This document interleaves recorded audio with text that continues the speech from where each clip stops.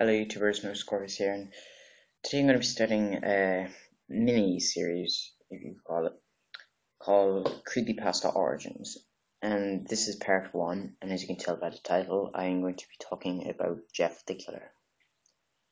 Now, some of you are going to be confused about this. You're probably thinking I'm going to be talking about the original story, where he gets burnt with bleach and stuff. This is not what this is about. I'm actually going to be saying where the origin, more like, of his face came from. Because many people seem to think that his face came from the Joker, was ripped off of the Joker, when in actual fact it wasn't. And I'm going to tell you the actual story. His face, you might have noticed that in the original image of Jeff the Killer, the one where he looks like he has a broken jaw. It looks like it's taken inside a cupboard, a wardrobe. Well, the thing about that is Jeff the Killer's origin is from this. There was this girl called Katie Robinson, I think her name was, and supposedly she was getting bullied because she was fat or something. They were calling her that, and she hung herself in the wardrobe. And these people more or less had an image of her face when she was dead somehow. They photoshopped it and made it all white and made like a red smile on each face.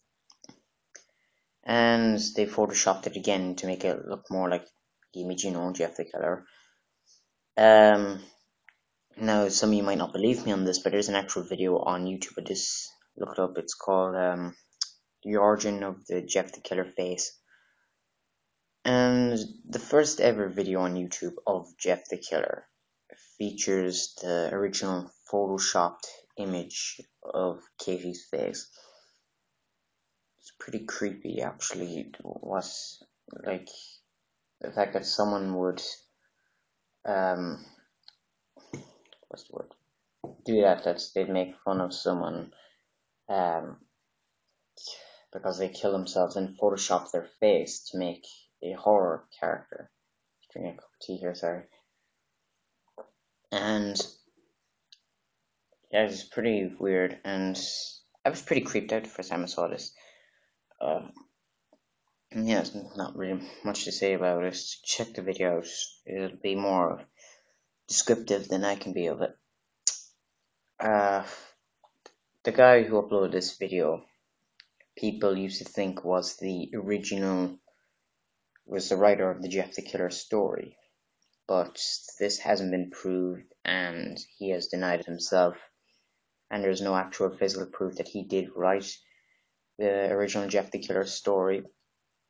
And he did post something on Creepypasta about Jeff the Killer, one of the first ever stories, but he didn't post the original story, like the one, the go to sleep one.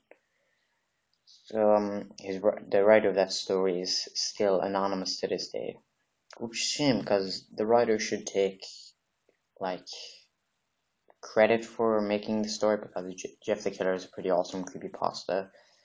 Scares a lot of people for some reason, not me though. And yeah, but I suppose one of the reasons he probably doesn't admit it is because this whole thing about Katie Robinson hanging herself, probably doesn't want to get involved with all of this, and gets sort of accused of being involved with whatever happened. And so yeah, I can see why he'd remain anonymous for that. So yeah, there's not really much else to say. Check out the original video. I'll probably share it on Google+. Check my profile first. Yeah, the video is called The Origin of Jeff the Killer Face, if you want to check it out. So yeah, that's about all I had to say for this video. Not much to say. I know I just kept rambling on, but some of you probably still don't believe me, but check out that video if you don't. And to those of you who do know this story, this was probably a waste of your time watching this video.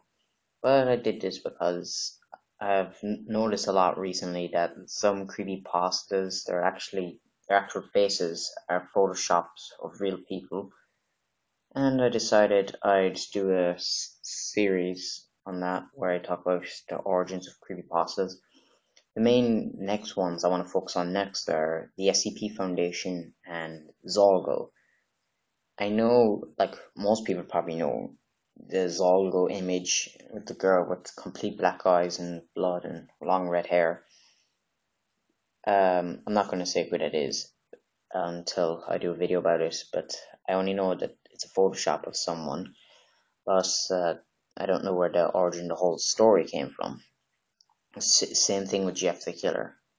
We don't like the whole thing was the whole, like, there is some connection between Jeff's story and Katie Robinson's, the whole Jeff being bullied thing, and the fact that at the end, near the end anyway, when his brother what's the word, took the blame and went to jail for him, that kind of connected in with what happened, where Katie's sister like stood up for her before she killed herself. Similar thing with Jeff the Killer. His brother stood up for him. Which, yeah, there's probably more connections. I'm just like not thinking exactly right now. So yeah, I might as well end the video before I keep rambling on here. So I hope you enjoyed. Again, sorry to keep it short. Just not much to say.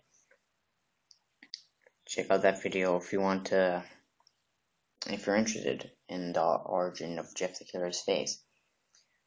The next one I might be doing on the SCP Foundation. I'm not sure. I also want to do one about Slenderman and Smile Dog, but I might save those for later. I'll see. I'll do these as I find this information out. But I found this information about Jeff sometime last year. I just decided to do a video about it now because I've recently found out about Zolo being based off of an actual person. So, which is weird. You might not be thinking that, considering how like Zolo is pretty much the devil, the Lord of, he's the dark god of chaos. So yeah, that's it for this episode. I hope you enjoyed. Part 2 will be coming soon.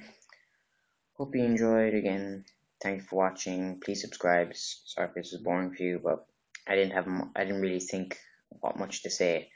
I never really do before doing these videos, and I know I probably should. And I probably will do that for the next one. So yeah, thanks for watching, and please subscribe. Nova Scorpius out.